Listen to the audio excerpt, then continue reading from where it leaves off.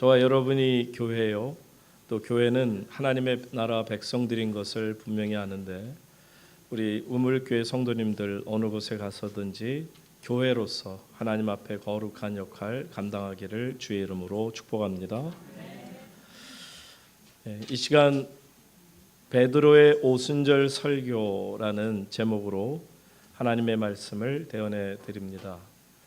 우리가 2주 전에 성령 강림 주일을 맞았고요. 그리고 그 이후에 계속해서 사도행전 중심으로 성령께서 어떻게 교회를 세우셨는지, 또 교회를 어떻게 다루시며 또 성도들을 어떻게 하나님 나라로 이끌어 가시는지를 우리가 보게 되죠. 그래서 사도행전을 가리켜서 보통 영어로 하면 Acts라고 하기도 하고요. Acts of the Apostles, 그래서 사도들의 행동한 모든 행전이다라고 얘기하지만 이 사도행전을 가리켜서 다른 이름으로 보면 Acts of the Holy Spirit, 성령 행전이라는 단어를 쓸 수도 있습니다. 그만큼 성령의 역사가 하나님 앞에 교회를 어떻게 세워가는지를 보여주시고요. 또 다른 면으로 본다면 Acts of the Church, 교회 행전이라고 해도 과언이 아닐 겁니다. 이처럼 사도행전, 앞으로 우리가 계속해서 이 사도행전을 통해 성령께서 어떻게 역사하셨으며 교회는 그 성령님께 붙들려 어떻게 하나님이 원하시는 방향으로 나아가며 또 섬기는가를 보여주는 것입니다. 신앙인이라면 누구라도 간절히 바라는 것이 있습니다. 그것은 좋은 신앙인 되는 거죠. 하나님 앞에서 능력이 있고 날마다 승리하는 그런 신앙생활 하기를 간절히 바랄 것입니다. 그렇다면 여러분, 그 소망이 여러분 속에 있다면 분명히 기억해야 될 이름이 있는데 그분의 이름은 바로 성령님이시라 하는 겁니다. 성령님이 함께 하시지 않으면 우리는 아무것도 할 수 없으나 성령님이 함께 하시면 충분히 우리는 무슨 일이라도 감당할 수 있습니다. 전에도 말씀드린 것처럼 제가 가족들하고 미국 횡단을 할 때 네브라스카 광야에서 그 산업 기차들이 100량이나 넘는 모든 밀을 수확해서 어마어마한 무게로 끌고 가는데 발견한 것은 마지막 차량 끝에 어마어마한 크기의 기관차가 또 밀어주고 있음을 볼 수 있었습니다. 이것을 본 이후로부터 저는 우리 모두가 인생 광야길을 우리 나름대로 많은 기차의 그 차량들을 달고 우리가 가는 것 같지만 때로 우리가 지치고 힘들지라도 우리가 힘을 얻어 끝까지 우리의 인생길을 갈 수 있는 것을 알고 보니 웬 힘이 우리에게 이렇게 났는가 뒤를 돌아보는 순간 저 끝에서 성령께서 우리를 밀어주고 계시다라는 것을 여러분 잊지 마시기를 바랍니다. 이처럼 성령님께서 우리를 도와주셔야만 우리는 우리에게 맡겨진 위대한 일들을 충분히 감당해 나갈 수가 있는 거죠. 그래서 우리는 매일매일 성령님을 환영해야 합니다. 그리고 매일 우리는 성령님으로 충만하여야 하고 또 성령님을 사모하는 마음이 있어야 되고 그래서 그 성령님을 사모하는 마음으로 능력을 얻어서 날마다 우리의 삶 속에서 승리할 수 있기를 주의 이름으로 축복합니다. 마치 짙은 안개가 햇빛이 비춰지는 순간에 어느 순간 어디로 갔는지 정말 생각하지 못할 정도로 한순간에 사라지는 경우를 보게 되죠. 곧 성령님이 내 안에 들어오시는 순간 그렇게 왕성하게 내 안에서 이 육체 안에서 활동하던 육의 본능, 죄의 본능, 사탄의 영이 한순간에 힘을 빼앗기고 무장해제가 되는 것은 바로 성령님이 내 안에 들어오신 까닭입니다. 그래서 성령님이 함께 하시면 이처럼 우리를 넘어뜨리려던 육의 능력이 어디로 갔지? 마치 햇빛의 모든 안개가 싹 사라지는 것처럼 모든 육의 욕심과 모든 정욕들이 한순간에 사라져버리고 말죠. 이런 축복이 우물교회 모든 성도들 가정에 넘치기를 주의 이름으로 축복합니다. 놀라운 사실은 이 성령님이 내게 임하게 되면 내 안에 있는 선한 세력들이 있어요. 하나님이 이미 내게 믿음을 주셨고요, 의를 주셨고요, 하나님 앞에 성실함을 주셨고요, 내가 하나님 앞에서 뭔가 열심히 살아갈 수 있는 그런 선한 세력들이 이미 내 안에 존재하고 있었습니다. 그런데 그동안에 이 선한 세력들이 힘을 발휘하지 못했어요. 너무 악에 눌려 있었고 세상에 눌려 있었고 마귀에 눌려 있다 보니까 선한 세력들이 실력을 발휘하지 못하고 있었습니다. 그런데 성령님께서 내 안에 들어오시는 순간부터 내 안에 이미 허락하신 선한 세력들이 마치 뿜어내는 활화산처럼 뻥 하고 터져 오르면서 나로 하여금 하나님의 놀라운 선한 세력들이 하나님의 거룩한 일을 감당하게 하는 줄로 믿습니다. 이런 은혜가 있기 때문에 성령님이 내 안에 들어온다는 것은 참으로 하나님의 은혜요 사랑이 아닐 수 없죠. 우리가 지난주에는 오순절 사건을 좀 더 조명해서 들여다보았습니다. 그때 세 가지 현상이 있었다고 그랬죠. 첫 번째는 급하고 강한 바람 같은 소리를 듣는 청각적인 현상이 나타났고, 두 번째는 시각적인 현상, 한 사람 한 사람 120명 성도들 모두 머리 위에 불의 혀 같은 것이 올라가는 것을 보았죠. 타는 것이죠. 자, 그리고서는 끝으로는 바로 그들이 자신들도 모르게 입에서 방언이 터져 나오고 그 방언을 듣는 모든 사람들이 깜짝 놀라는 일이 벌어지게 되는 이 사건이 바로 오순절 강림 사건이었음을 지난주에 이미 말씀을 드렸는데, 이 오순절 강림 사건을 통해서 우리가 두 가지를 분명히 깨닫습니다. 첫째는 바로 성령님께서 오순절날 강림 역사를 나타나시고 나서 바로 나타나는 것은 복음 전파가 시작되었다는 거죠. 바로 성령님께서 교회를 세우신 목적입니다. 하나님 나라 땅 끝까지 이르러서 복음 전파하기를 원하고 계시는 거죠. 그래서 오순절 사건이라고 하는 것이 바람 같은 소리, 정말 불 같은 것이 그들의 눈에 보여지고, 심지어는 그들의 몸이 놀랍게도 하나님의 은혜로 충만한, 성령으로 충만한 몸이 되는 것을 보죠. 여러분, 누구라도 사람들은 병이 될 수 있습니다. 이 속에 병이 들어갈 수가 있고 죄악이 들어갈 수가 있고 죽음이 들어갈 수가 있어요. 그런데 이 몸 속에 이제 성령님이 들어오신 것입니다. 그때 우리는 하나님을 경험하며 하나님을 만날 수 있는 참 놀라운 복을 누리게 되죠. 그러면서 성령님께서는 그 다음부터는 나를 통치하시고 나를 지배하심을 우리가 생생하게 느낄 수가 있게 됩니다.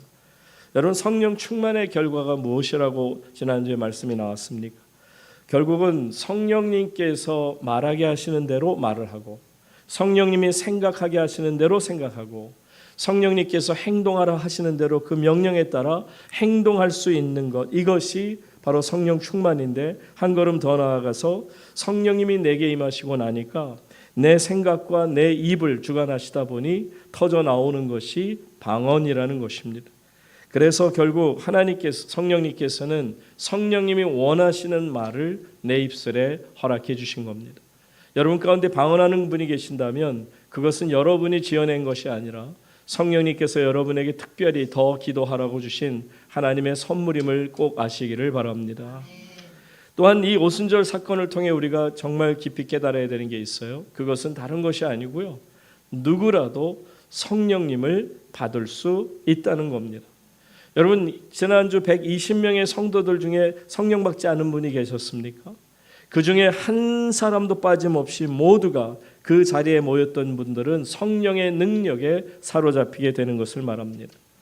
여러분, 교회라는 것도 그래요. 모인 무리 중에 몇 사람들만, 특별히 기도하는 사람들만 성령의 권능을 받는 것처럼 보여지지만 그렇지 않습니다. 우물교회가 작던 크던 상관없이 바로 여러분 한 분 한 분 위에 저에게 허락하신 성령의 감동이 여러분에게도 넘치게 될 줄로 믿습니다. 이처럼 누구만 성령을 받는 것이 아닙니다. 몇 사람만 성령을 받는 것이 아닙니다. 주 예수의 이름을 부르는 모든 자들이 성령을 받은 것입니다. 그래서 베드로와 야고보와 요한만이 아니라 그 120명 성도들 모두가 성령 충만을 받고 나니 그들 중에 단 한 사람도 방언을 하지 못하는 사람이 없이 뛰쳐나아가 그들이 하나님이 성령이 허락하신 방언으로 입을 열 때 수많은 사람들이 듣습니다. 아니, 예루살렘 성 안에 있는 모든 사람들이 그 방언을 듣는데 얼마나 놀랍습니까? 방언이라고 하는 것은 결국은 다른 언어를 얘기합니다. 물론 나중에 방언에 대해서 좀 더 제가 설명할 때가 옵니다. 고린도전서 14장의 방언과 그리고 오늘 이 사도행전 2장에서 나오는 방언이 좀 종류가 다르긴 합니다만 어쨌든 이 방언이라는 것은 오늘 2장에 나오는 이 방언은 성령님께서 허락하신 다른 나라 말을 하게 하는 겁니다.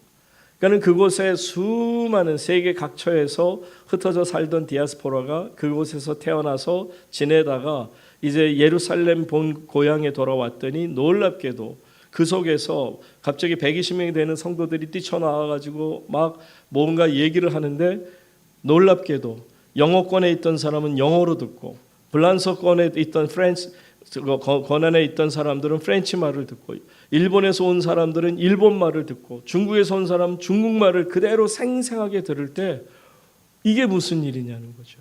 세상에 어찌 이런 일이 일어날 수 있느냐. 가만히 들어보니 하나님을 찬양하는 것입니다. 그들의 방언을 통해서 예수 그리스도를 높이는 것을 볼 수가 있습니다. 그러니 여러분 참 이것은 놀라운 사건이 아닐 수 없죠. 아마 오늘날이라도요 이런 오순절 사건이 나타났다면 서울의 어느 지방에서 서울의 어느 지역에서 이렇게 120명 성도들이 다 같이 똑같이 동일하게 성령을 받아 말할 수 있고 한다면 이것은 뉴스거리가 되지 않을 수 없죠. 아마 온 세상 사람들이 유튜브를 통해서라도 그것이 전 세계로 퍼져나가게 될 것입니다. 그런데 오늘의 본문 말씀을 우리가 자세히 보면 이 귀한 사건 속에서도 불구하고요. 와 이걸 보면서 어떻게 이런 일이 있지? 어떻게 저 사람이 일본에 가보지도 않았을 텐데 어떻게 일본 말을 저렇게 확실하게 하지? 놀라는 사람이 있는가 하면 그것을 보면서 비방하고 비난하고 조롱하는 사람도 있었다는 것입니다. 그래서 참 우리는 슬픕니다. 왜 좋은 일을 보면 모든 분들이 다 같이 좋아하면 얼마나 좋아요. 그런데 좋은 일을 보면서도 어떤 이들은 좋아하기보다는 비아냥거리는 것을 볼 수가 있습니다. 사도행전 2장 13절 말씀 보시기 바랍니다. 먼저는 사람들이 어떻다고요? 사도행전 2장 12절 말씀 다 같이 읽습니다. 시작. 다 놀라며 당황하여 서로 이르되 이 어찌 된 일이냐. 자 여기까지만 하면 얼마나 좋겠어요. 보면서 와 놀랍다. 어떻게 이런 일이 일어나지?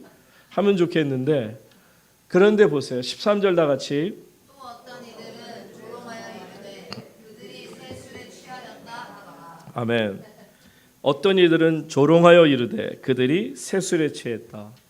왜 남의 좋은 일에 좋은 이야기를 못할까요? 왜 좋은 일을 두고서 좋은 말로 반응을 보이지 못하는 것일까? 여러분 보세요. 아무리 좋은 일을 해도요. 옆에서 다른 마음, 나쁜 마음을 가진 사람은 비꼴 수밖에 없고요. 나쁘게 말할 수밖에 없고요. 비방하기 마련이라는 거죠. 저도 목회를 지금까지 해오고 이 나이를 살아오면서 보지만 제가 생각하는 이건 제가 틀릴 수도 있어요. 나쁜 사람에게서 좋은 말을 기대할 수가 없다는 거예요. 혹 그들이 입을 열어도 그것은 그냥 가식적인 이야기뿐이지 마음을 진심을 다해서 우리에게 좋은 말을 해주는 경우는 없습니다. 그러니까 선한 일도 나쁜 사람 앞에서는요 비방받기 마련입니다. 악한 사람이 좋아하는 일은 악한 생각을 하고 악한 일을 하고 악한 말을 하기를 좋아하기 때문입니다. 성령의 충만함을 입어 방언으로 말하고 방언으로 듣고 하는 은혜로운 신비로운 사건이 오순절 사건임에도 불구하고 그들이 또 그들의 내용이 누구를 욕하는 게 아니라 하나님을 찬양하는 그런 거룩한 말씀을 지금 그들의 입에서 방언을 통해 나오고 있는데 그것 자체를 비난하는 경우를 우리는 안타깝게 봅니다. 이 비난했다라는 것은 그냥 사람이 아니라 유대인들이에요. 하나님을 소위 믿는다고 하는 사람들이라는 것을 알아야 합니다. 그들은 말을 지어서까지 비난하고 조롱하기를 멈추지 않았습니다. 그러면서 뭐라고 조롱했어요? 그들이 조롱하기를 새 술에 취하였다. 새 술이라고 되어 있습니다만은 영어 성경을 보게 되면 they have had too much wine. 그러니까 너무나 술을 많이 마셨다라는 거예요. 그러니까 새 술에 취했다. 한마디로 취한 거죠. 많이 마셔서 술을 너무너무 많이 마셔서 아주 그냥 꼭지가 돌아버렸다는 거예요. 코가 삐뚤어졌다고 표현하죠. 술을 마시면 코가 삐뚤어집니다. 어쨌든 코가 삐뚤어질 때까지 마시지 않았느냐 이렇게 비난을 하고 있음을 알게 되죠. 그런데 이럴 수밖에 없는 것은요, 이 마가의 다락방에 모였던 120명의 성도들의 구성원을 보면 그들이 칭찬받을 만한, 인정받을 만한 것이 별로 없었기 때문이에요. 여러분이 한국말로만 보셨습니다만 헬라 원어로 보면 아그로토마이라고 돼 있어요. 그 사람들을 가리켜서 아그로토마이인데, 이 아그로토마이는 뭐냐면 한마디로 배움도 없고 그리고 가진 것도 없고 천하디 천한 사람들, 그 뜻이에요. 그러니까는 그들이 지금 천하고 천한 이들이 아무리 좋은 일을 한다 한들 그게 좋은 일일 수 있겠느냐? 어떻게 정말 그들의 비천한 자들이 귀한 일을 할 수 있겠느냐? 그렇게 조롱하는 것을 봅니다. 그러니까 한마디로 그들은 코가 삐뚤어지게 술을 마신 자들에 불과하다는 거죠. 만약에 유식한 사람들 120명이 막 학자들이라든지 고궁의 고관 대작이었다라면 그 120명이 나와서 이렇게 했을 경우에 사람들이 함부로 못하고 역시 배운 사람들이 뭔가 특별하지 않은가라고 생각을 할 수 있을런지 모릅니다. 아마 긍정적으로 생각했겠으나 이 120명의 성도들은 예루살렘 사람들이 아닙니다. 그들은 멀리 갈릴리로부터 촌구석으로부터 오게 된 사람들이다 보니까 좌우간 이 저 불황묵식한 사람들은 뭐가 쉬워도 단단히 쉬웠을 거야, 이런 식으로 그들을 폄하하는 것을 우리가 볼 수 있습니다. 자, 이렇게 비난의 소리를 누가 듣고 있어요? 120명 성도들 모두가 듣고 있고요. 그 중에서 교회의 수장이 되는 베드로 사도를 비롯해 다른 사도들이 그 이야기를 그대로 듣고 있습니다. 그런데 이제는 더 이상 듣고 있지만은 않죠. 여러분, 우리가 보더라도요, 베드로 사도는 이미 비겁함을 우리에게 보여줬습니다. 노출이 됐어요. 그래서 성도님들 가운데 베드로가 비겁한 사람이라는 것쯤은 다 알고 있습니다. 죽음을 두려워해서 예수님을 3번이나 부인했던 자입니다. 또 다른 제자들은 어떻습니까? 아예 그냥 뿔뿔이 다 흩어져 버리고 말았습니다. 예수님을 버리고 도망을 갔죠. 그리고도 모자라서 예수님 십자가에서 죽으신 다음에는 유대 종교 지도자들이 두려워해서 그들이 숨어 지내는 모습이었어요. 참 불쌍하기 그지없는 사람들의 모습입니다. 그런데 이제는 더 이상 참지 않습니다. 베드로와 비롯한 11명의 사도들이 그 주변에 쫙 늘어서서 이제는 드디어 raise his voice, 그의 목소리를 높이기 시작합니다. 어떻게 높이는지 보세요. 14절 말씀, 참 이 드라마틱하면서도 통쾌한 말씀이 아닐 수 없습니다. 14절 말씀 다 같이 읽습니다. 시작. 베드로가 11 사도와 함께 서서 소리를 높여 이르되 유대인들과 예루살렘에서 사는 모든 사람들아, 이 일로 너희가 알게 할 것이니 내 말에 귀를 기울이라. 베드로 사도가 누구와 함께? 11 사도와 함께. 그러니까 12 사도가 모두 함께 서서 있는 가운데, 물론 소리는 베드로 사도가 높입니다. 소리를 높여서 베드로 사도가 말합니다. 유대인들과 예루살렘에 사는 모든 사람들아, 이 일로 너희로 어떻게 한다? 알게 해주겠다. 그러니까 내 말에 어떻게 하라? 귀를 와. 여러분, 이제 달라졌어요, 그죠? 정말 죽음조차 두려워하지 않는 베드로 사도의 용기 있는 담대한 모습을 우리가 오늘 볼 수가 있습니다. 여러분, 이처럼 하나님 앞에서 이 사도들이 당당하게 외칠 수 있는 이유가 뭔지 아세요? 사실 주님이 이미 말씀하신 바가 있어요. 한번 보고 오겠습니다. 마태복음 10장 27절 말씀 보세요. 다 같이 읽겠습니다. 10장 27절 말씀. 다 같이 읽습니다. 시작. 내가 너희에게 어두운 데서 이르는 것을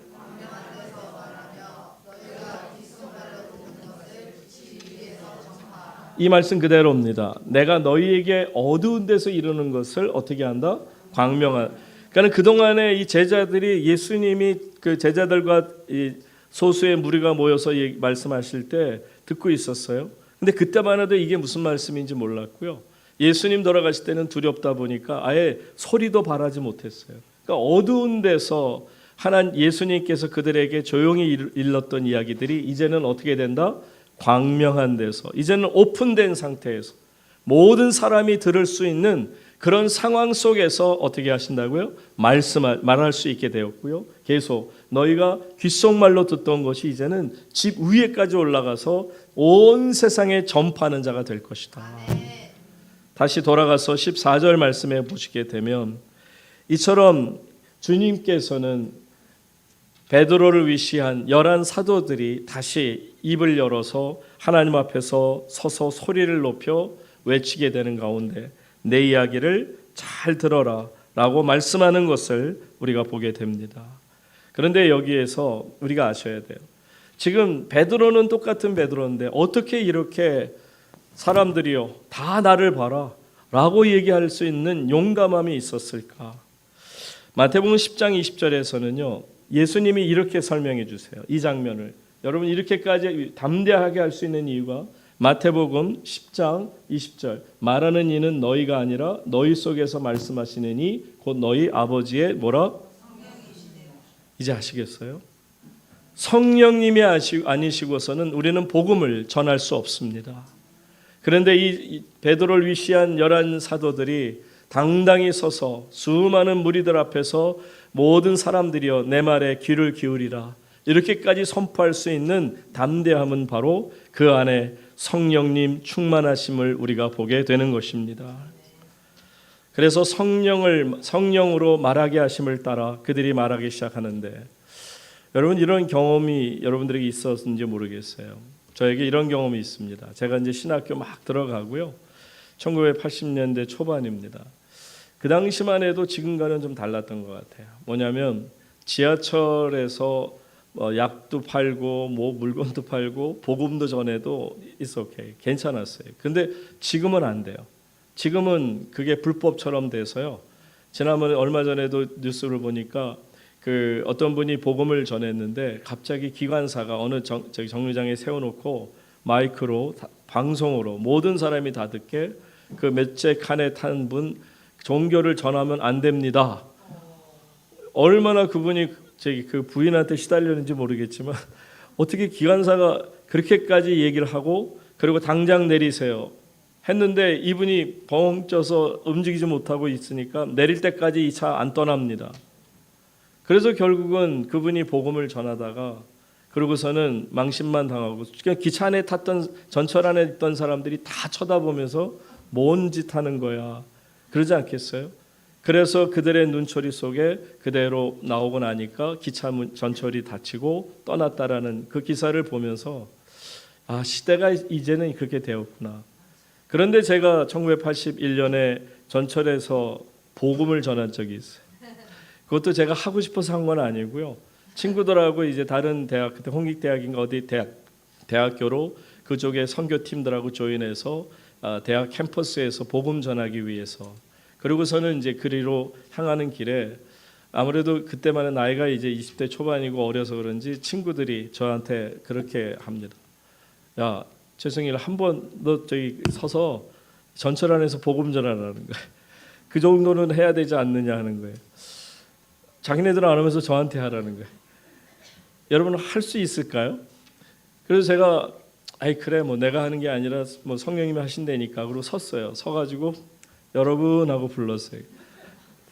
몇 사람이 쳐다보더라고요. 왜냐하면 목소리가 그때 조그맣게 나온 거죠. 크게 안 나오고 자신감이 없으니까 지금 아까 베드로처럼 목소리를 높여 다시 14절 보세요. 목소리를 높여서 라고 돼 있잖아요. 서서 소리를 높여 이럴 때 사람들이 다 쳐다볼 수밖에 없을 텐데 저는 처음에 조금 이제 쑥스러워가지고 여러분 했더니 몇 분 쳐다보고는 말더라고요.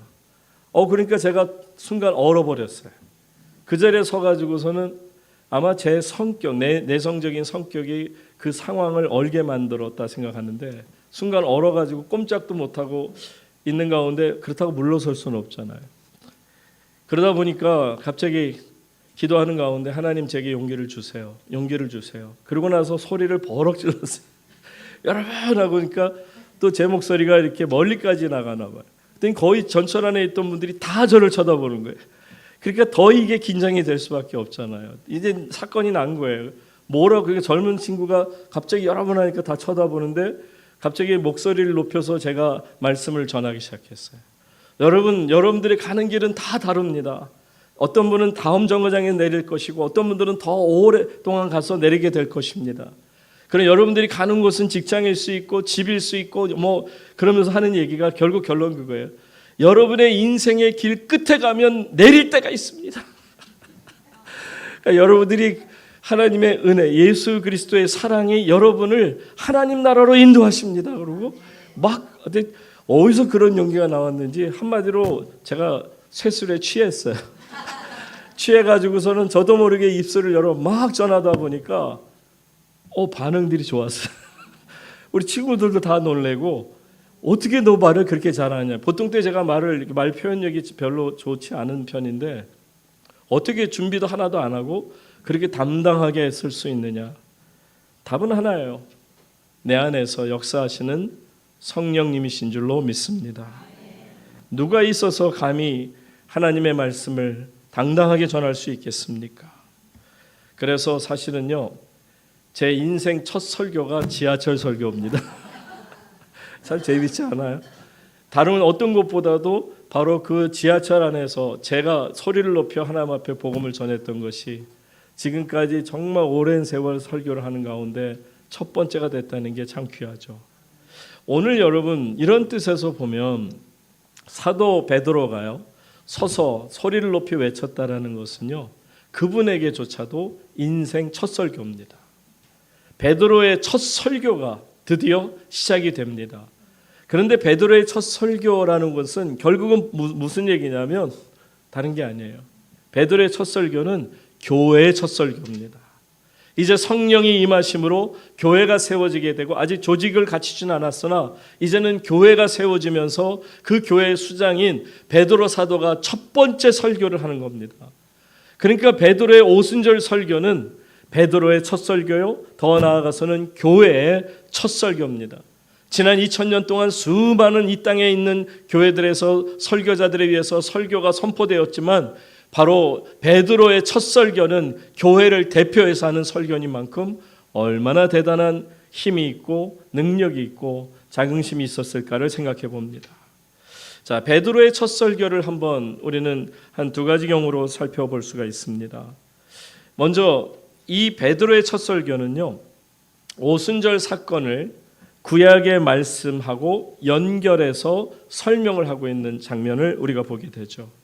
그러니까 오순절 사건으로 좀 말씀드렸지만 사람들이 쇠술에 취했다는 거예요. 오순절날 막 그런 성령의 뜨거운 역사가 나타나고 방언의 역사가 나타나고 막 난리가 나니까 거기에 대해서 비아냥거리기도 하고 저게 뭐지 하고 궁금해하는 사람들 있는 가운데 그들에게 선포하고 있는 겁니다. 여러분, 이것은 뭐냐면 내가 여러분들에게 내 말을 잘 들으면 여러분들에게 이 궁금한 것을 다 설명할 수 있겠습니다. 오순절의 정확한 뜻을 내가 여러분들에게 알게 하실 테니 내 말에 귀를 기울이시기 바랍니다. 여러분, 그런데 감사한 것은요, 이 사도 베드로가 자기의 말을 가지고 하지 않았고요, 성령님이 도우시는 가운데 성경 말씀을 가지고 그들에게 선포하는 것을 보게 됩니다. 여러분, 한번 우리 그 말씀 그 다음 15절 말씀을 다 같이 보시기 바랍니다. 때가 제3신이 너희 생각과 이 사람들이 취한 것이 아니라 이것은 지금 이 상황을 설명하는 겁니다. 여러분들이 취했다고 하는데 그런 것 아닙니다. 왜 그러냐면 여러분 아시는 것, 유대인들은요, 이 3시라고 하는 것은 오전 9시입니다. 오전 9시에 이 이스라엘의 분위기가 그렇고 예루살렘 전체의 분위기가 그런 것처럼 술 취한 사람이 있다고는 상상할 수 없는 그런 시간이라는 겁니다.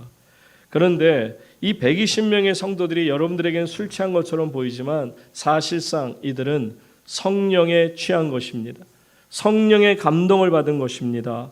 라고 이제 말씀을 시작하죠. 16절 보세요.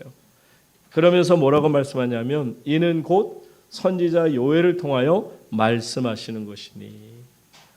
지금 여러분들이 보고 이해가 안 된다고 하시는데 여러분 신앙인 맞죠? 여러분 유대인 맞잖아요. 하나님 믿는 백성 맞잖아요. 그렇다면 하나님께서 구약의 성경을 우리에게 들려주셨다면 그 성경 말씀을 기억하시는 가운데 요엘 선지자의 말을 왜 기억하지 못합니까? 여러분 정말 이 베드로 사도가요, 성경을 나름대로 해석을 이제 시작하고자 합니다. 여러분 어떻게 보면 신앙생활 가운데서 성경 해석이 가장 중요한 부분을 차지하고 있다고 저는 생각합니다. 특별히 또 설교자에게 있어서 성경을 어떻게 해석하느냐가 참으로 중요한 일이 아닐 수 없습니다. 왜 그러냐면 예를 들어서 여러분 통일교 아시죠? 통일교의 그 이단의 교리라고 하는 것은 통일교 문선명이가 원래는 장로교 교단의 목사였습니다. 그러다가 이 사람이 이제 헷가닥하게 된 이유가 딱 하나예요. 반응들이 너무 좋으신 것 같아요. 그 통일교라고 하는 이 문선명이가 성경 창세기에 있는 말씀을 자기의 뜻대로 해석합니다. 여러분 목사라고 해도 자기의 뜻대로 성경을 해석하는 순간 이것은 이단이 될 수 있는 거죠. 예를 들면 이거였습니다. 문선명이는 성경을 읽다가 창세기에서 나오는 그 선악과를 따먹는 죄악을 가리켜서 아하 이거는 선악과는 그냥 어떤 상징적인 것이고 실제적인 것은 뭐라? 성적인 타락이었다. 그러니까 아담과 하와가 성적으로 관계를 맺어서는 안 되는데 이것을 가졌기 때문에 이 일로 인해서 성범죄를 했다는 거예요. 그러니까 예수님이 2000년 전에 오셨지만 그 예수님 괜히 쓸데없이 죽었다는 거예요. 진정한 의미에서 성적인 이 문제를 해결해 주셔야 되는데 해결해 주지 못하고 그냥 가셨으니 이제는 내가 예수의 동생으로서 이 땅에 와서 너희들의 모든 성적인 것을 깨끗하게 해주겠다. 그래서 하는 말이 뭐냐면 나하고 잠을 잔 모든 여자들, 그러니까 통일교의 가장 무서운 핵심은 free sex, 자유, 정말 그런 어떤 그런 안타까운 일들이 그 안에 벌어지는 거죠. 그러다 보니까 문선명하고 잠을 잔 여인이 다른 사람하고 잠을 자면 그 여인도 깨끗해지고 그 다른 사람도 깨끗해지고 그 사람이 또 잠을 또 자게 되면 다른 사람도 깨끗해진다는 거예요. 그러다가 보니까 나중에 이것이 온 세상이 자신의 성으로 통일되면 그것이 바로 통일이라는 거예요. 저는 통일교가 처음에는 남북한 통일을 얘기하는 줄 알았어요.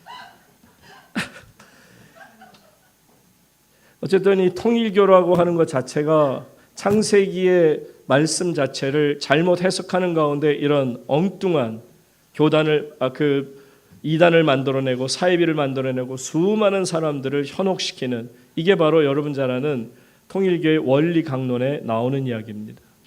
이처럼 성경 한 절을 잘못 해석해서 수많은 사람들을 악의 구렁텅이에 빠지게 할 수 있는 그만큼 여러분 성경을 잘 해석해서 성도들에게 하나님의 뜻을 풀어준다면 그것이야말로 하늘나라 은혜가 아닐 수 없죠.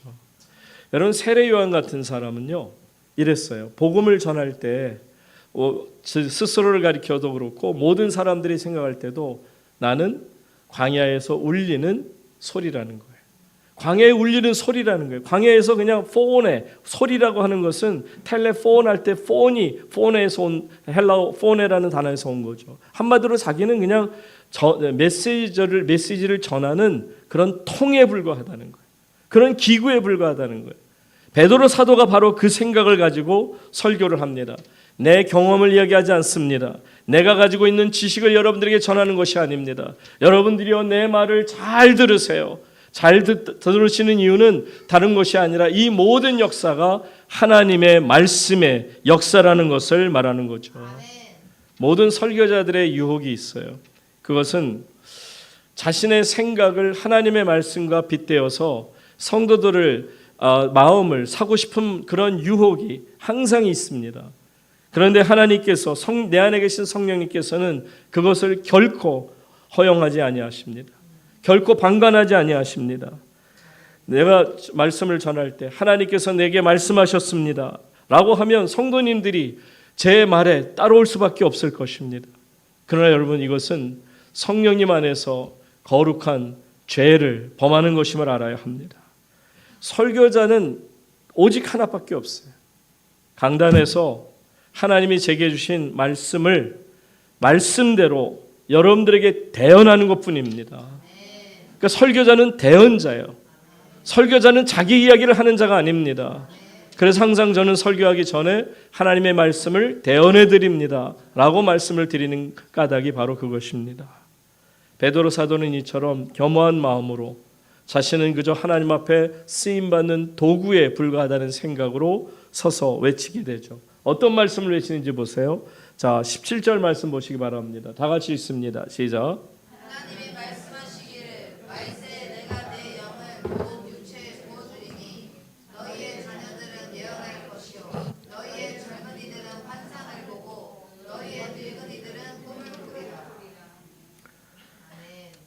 계속 18절까지 보시게 되면 그때 내가 내 영을 내 남종과 여종들에게 부어주리니 그들이 예언할.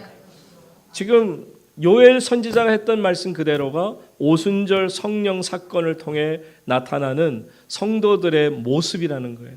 남과 여종들에게 하나님의 영을 허락하셨고, 그래서 그들의 입을 열어 예언하기 시작했고 하나님의 거룩한 뜻을 전하기 시작했다는 겁니다. 어린아이들이, 젊은이들이, 늙은이들이 꿈을 꾸고 환상을 보고 그리고 예언을 하는 놀라운 역사가 성령의 역사라는 것을 여러분은 왜 알지 못합니까? 라는 말씀하고 있는 것이죠. 이처럼 하나님 안에서 내 남종과 여종들에게 성령의 권능을 부어주시겠다는 그 말씀이 그대로 지금 이루어지는 것입니다. 그러니 교회의 첫 설교인 베드로의 오순절 설교가 얼마나 기가 막힙니까?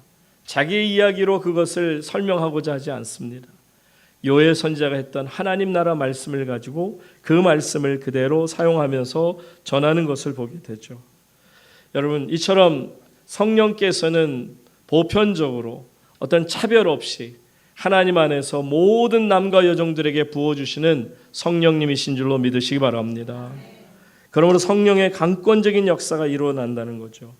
자, 그런데 이처럼 성령의 강권적인 역사가 모든 사람들의 입술을 통해 이루어지는데 그 다음에는 갑자기 19절 말씀에 보게 되면 사람들이 전혀 생각지 못한 말씀을 전하고 있어요. 19절.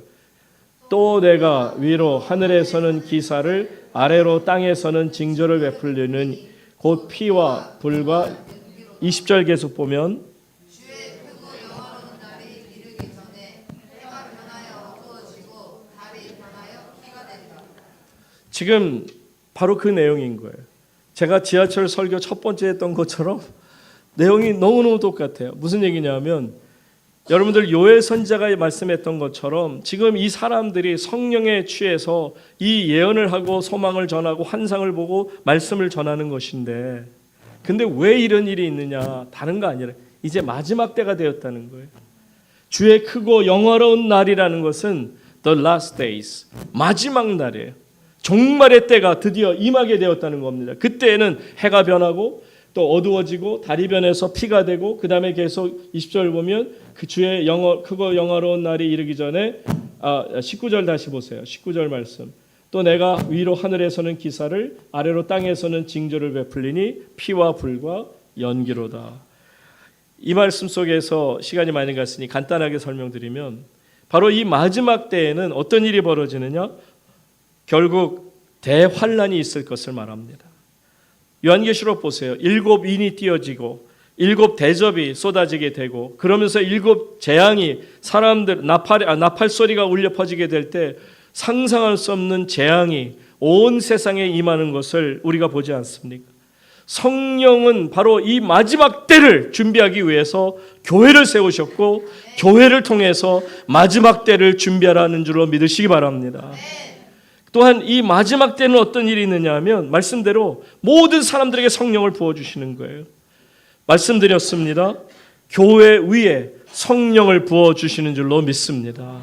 왜냐고요? 마지막 때를 감당하고 마지막 때를 승리하라 하는 겁니다. 그래서 교회를 성령의 교회라고 불러도 틀리지 않습니다. 그러니까 우리가 제일 무서운 것이 뭐냐? 교회가 제일 무서운 것은 성령 받지 못한 거예요. 성령 받지 못한 신앙인, 성령 받지 못한 교회는 두려울 수밖에 없는 겁니다. 끝으로 마지막 때에 어떤 일이 벌어집니까? 땅 끝까지 복음이 전파될 줄로 믿습니다. 그러니까 성령께서 재앙과 저주로 가득 찬 이 세상 속에서 불구하고 그들에게는 땅 끝날이 온다는, 끝날이 반드시 오게 되고요. 그 끝날 지하철에서 내려서 그들이 어디로 가든지 그것이 끝이 아닌 것처럼 생각하지만 어느 순간에 인생의 끝을 맞이하는 것처럼 바로 그 끝날을 위해서 세상에서 교회가 복음을 전하라고 각 교회들마다 하나님 세우시고 성령의 기름을 부어주신 줄로 믿습니다. 이런 면에서 보면 우리 우물교회 말세를 준비하는 교회가 되시기를 축복합니다. 이 교회가 그러기 위해서는 기도하는 교회가 되지 않으면 안 돼요. 우물교회 하면 다른 건 몰라도 정말 열심으로 기도한다라는 것을 하나님 앞에 보일 수 있기를 바랍니다. 그래서 마지막 시대에 하나님 앞에 더욱더 들림받고 사용받으려면 기도로 준비하는 수밖에 없어요. 두 번째는 뭐냐면 교회는 간절한 마음으로 성령을 사모해야 됩니다.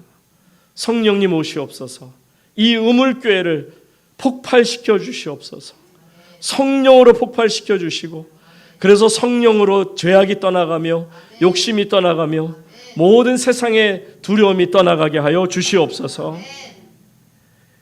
여러분, 교회는 최전방에 서서 마귀와 싸우는 하나님이 세우신 단체입니다. 우리는 하나님 나라 백성 공동체로서 성령에 충만하여 최전방에 서서 마귀를 두려워하기보다는 그 마귀를 싸워 이기는 하나님의 거룩한 백성들이 되시기를 축복합니다. 그러려면 우리는 더욱더 순결해져야 되고요, 거룩해져야 돼요. 결국 교회가 승리하는 것을 이렇게 말씀하세요. 마지막 21절, 사도행전 2장 21절 마지막, 오늘 본문의 마지막 절 다 같이 읽습니다. 시작. 누구든지 주의 이름을 부르는 자는 구원을 받으리라 하였느니라. 성령께서 우리의 입술을 열어 예수 그리스도의 이름을 부르게 합니다. 우리 우물교회를 통해서 예수님의 이름을 부르게 합니다. 그리고 나면 놀랍게도 구원을 우리에게 허락하신 줄로 믿습니다. 이처럼 성령의 중요한 역할은 뭐냐? 교회로 하여금 주님의 이름을 찬양하고 주님의 이름을 높이고 설교자로 주님의 이름만을 선포하게 하고, 또한 성도들로 주님의 이름에 붙들려서 하나님의 거룩한 일, 이 땅에 있는 모든 악한 것들과 싸워 승리할 수 있는 그 능력을 바로 우리에게 주시는 줄로 믿습니다. 이것이 성령이 하시는 역할입니다. 성령이 우리 우물교회를 사랑하시고 그래서 세우신 까닭이라는 것을 믿으시기 바랍니다. 그래서 베드로가 사람들이 이 말씀에 찔림을 받게 되고요, 형제들아 그럼 우리가 어찌할꼬 라고 막 그들이 그 설교를 듣고 나서 가슴이 뛰어가지고요, 베드로 설교가 얼마나 폭발적인 반응이 좋았는지 이 설교를 듣고 나니까 사람들이 답답해갖고 그럼 우리가 어떻게 하면 좋겠습니까? 거기에 이렇게 대답합니다. 사도행전 마지막으로 2장 38절 읽고 마칩니다. 시작. 베드로가 이르되 너희가 회개하여 각각 예수 그리스도의 이름으로 세례를 받고